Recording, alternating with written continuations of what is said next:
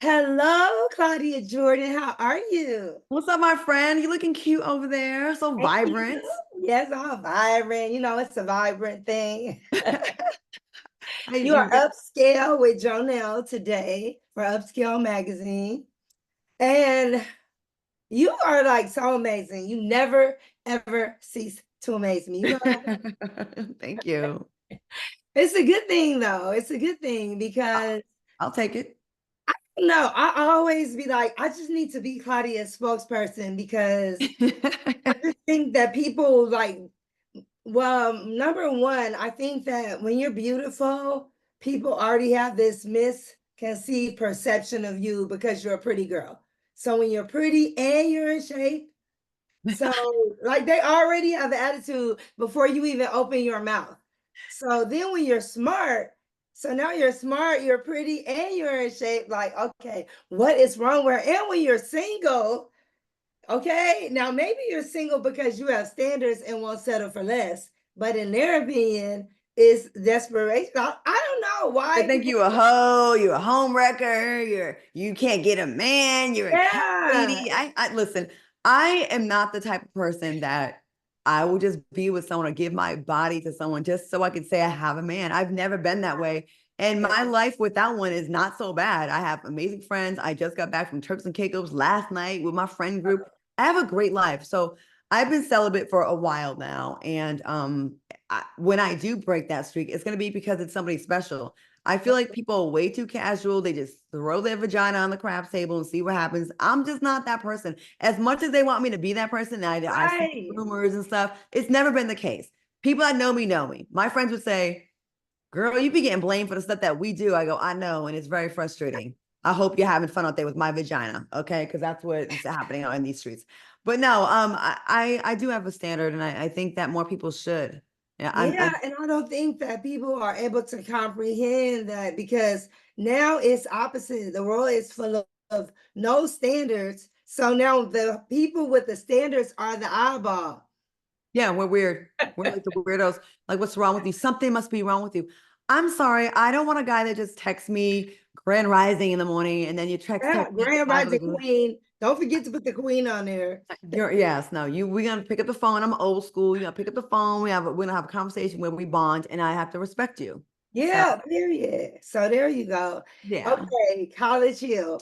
So I know before you got on there, you binge probably watched all the episodes so you could know exactly what to expect. Or did you not want to like see what was going on in the celebrity arena? Because we remember it when it was non-celebrities from the jump. So now it was just like I don't even know if they were popular people or why they were popular or if they were test tubes. I didn't really watch it at all. I saw the Okay. stuff that most people saw on social media, and of course, for TGIF, I would cover when would hear drama, but I Right. would basically get the highlights and not really watch it. So I went in there like totally open, not knowing really what to I get expect. it. Yeah, and I like doing it like that. Like, oh my Yes. God, what is this gonna be? And I learned like with everybody else, and I was like, I had no idea how challenging and hard and real. Like you think, oh, celebrity editions is usually easier. Right. They're gonna cater to the celebrities' demands. No, no, not College Hill, honey. They were like, are you gonna do this work? We're not gonna do it for you. You're gonna have to figure it out. Oh, so And you guys really were doing the work? Because I oh my didn't God, understand that part. Like, are they really doing the work? Are they just acting like they're doing the work? And no. And that we were in class with other real students. So and I say this, Xavier has a fantastic reputation, one of the best HBCUs. Actually, let me not even say just HBCUs, one of the best universities in the nation, period. They produce yes, so many doctors and nurses and just like doctors really, and they really have a high standard. So why should they lower their standards to make it seem easier than it really is for right. celebrities to come through so other prospective students that want to enroll can think it's not that hard. No, I'm not mad. I'm glad that they didn't do that. They shouldn't don't give us the real class.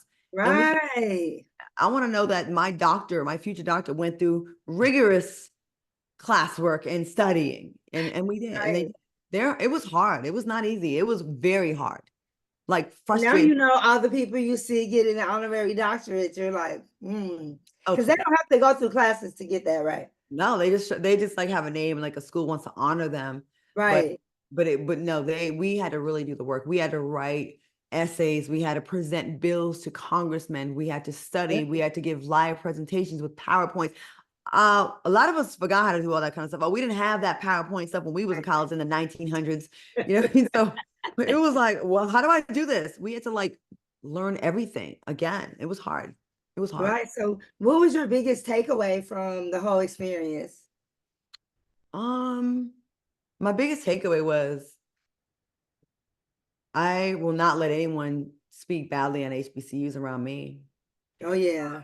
They, the pride, the the vibe, learning stuff in schools in HBCUs that predominantly white universities don't even think is important enough to like make it be part of the regular curriculum. You have to specialize in African American studies to learn this stuff. And I Right. love that, they would find a way to even a class like, you know, like political science, right? We would find a way to include the Black experience in that. And I think it's important. That's part of our reality. So when we go into the real world, like we're like more prepared.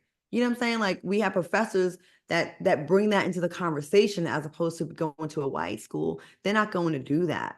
And I, No. I thought that was very one of the most valuable parts of this experience Yeah. was, never ignoring that we're Black.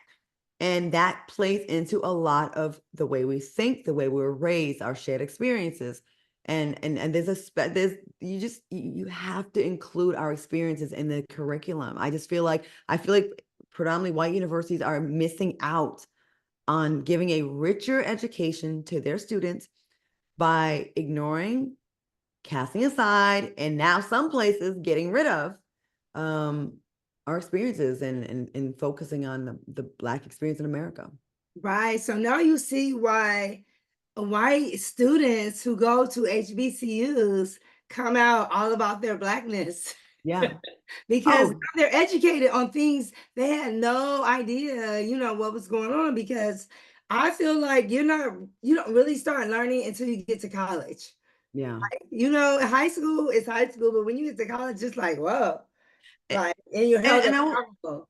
and I will say, and that's in the classroom and also outside the classroom, because another great part of this experience was learning people, right? Yeah, So I didn't really know everyone like that before I got into the house with them. But when you spend 30 days, and this was one of my favorite parts of college when I did go to school, was the education you get that's like not in the books as well.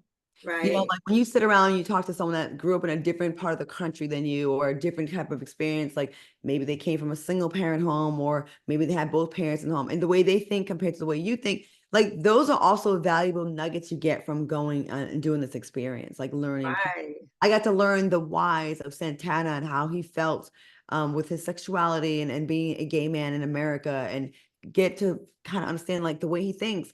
I got to get into the mind of Tamar and how she felt coming up, always part of a famous family. And, like you look at people differently when you know their backstory. Angela, right. Now, did always, you learn that Tamar really has a big heart?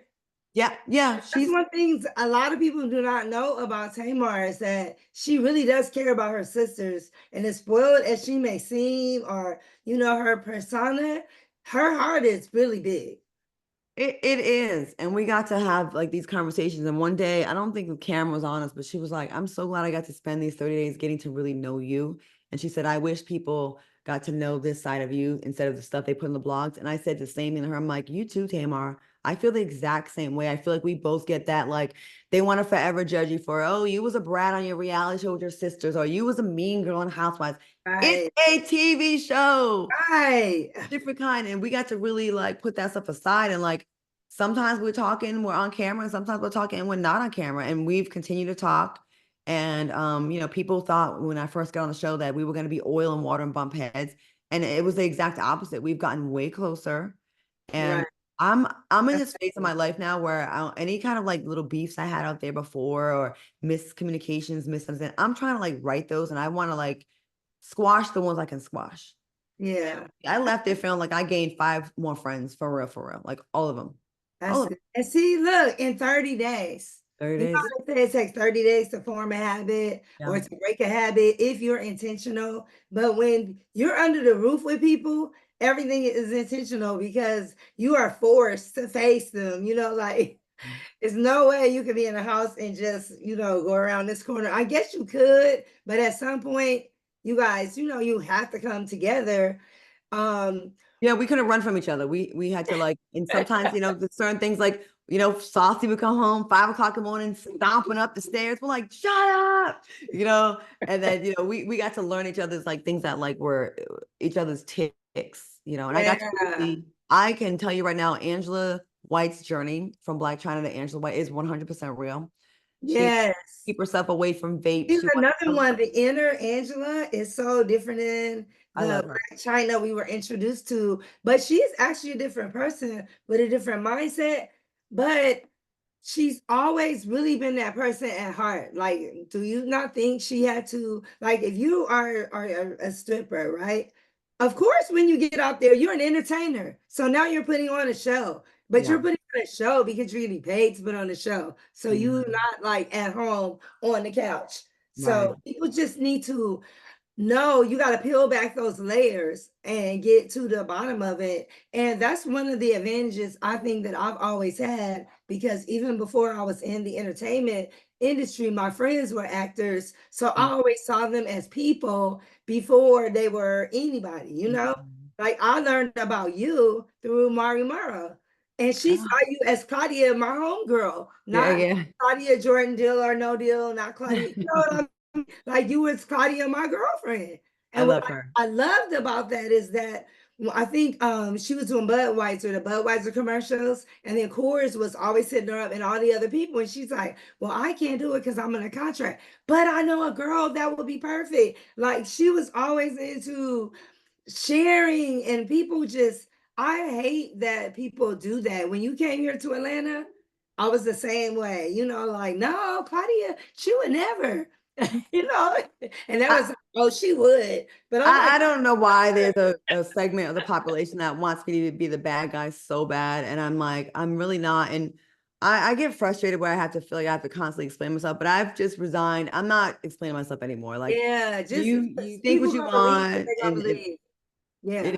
it is what it is. Like I know who I am, my friends know who I am, the people that love me know who I am. And it's a damn shame that fans who have never met me see it. And then there's some people that are just resigned to just want to just not like know who you really are. And that's fine. They can miss out on the friendship that you would have had with me because I'm a damn good friend. How about that? And Okay. they don't know about the casino, Claudia. Oh, I have a gambling problem for real. I gotta stay up from there. But The I want y'all to all go energy and that you have, that where did she get this energy from? You have so much energy. Do you sleep, Claudia? Do you go to sleep?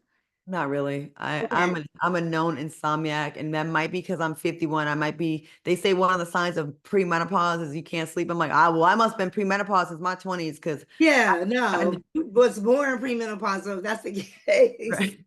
But you know what? I didn't really sleep on College Hill. I was really up late doing work, and if anybody needed help, I was there. And I really hope everybody downloads the BT Plus app if they don't have it and watch this season because it's such a good season. It's people Yes. say they want positive reality shows, right? And then when they come out, they're usually not supported, so the ratings aren't aren't good. This show had the right combination. So shout out to Tracy Edmonds and BET Plus, the right combination of drama, but not a mean drama. It was Right. fun. It was playful. We support each other. Like we're cooking for each other. We're trying to get each other all across the finish line. And I'm very proud of this season. Like I'm very proud of this show. Well, I'm very proud of you. I'm very proud of College Hill, the celebrity version, and what Tracy Edmonds. The beauty of her is her ability to take things and produce and be a true producer, a female producer at that, and Yeah. really make it work for the good of everybody and not just producing trash TV. That's what I do love about Tracy Edmonds. She and Connie Orlando, they are two Yes. amazing women that I've always admired in film and television. So I just want to know what show you're going to be producing next. We can talk about that in another interview because I know that you always got something up your sleeve. I have a meeting with the network next week about a show. I actually did pitch a game show to BET as well. And I have a couple other things. I wrote a play that I'm gonna I funded it the first time out, but I have Really? someone that wants to like co-produce it with me and put it in multiple cities. It's called White Lies.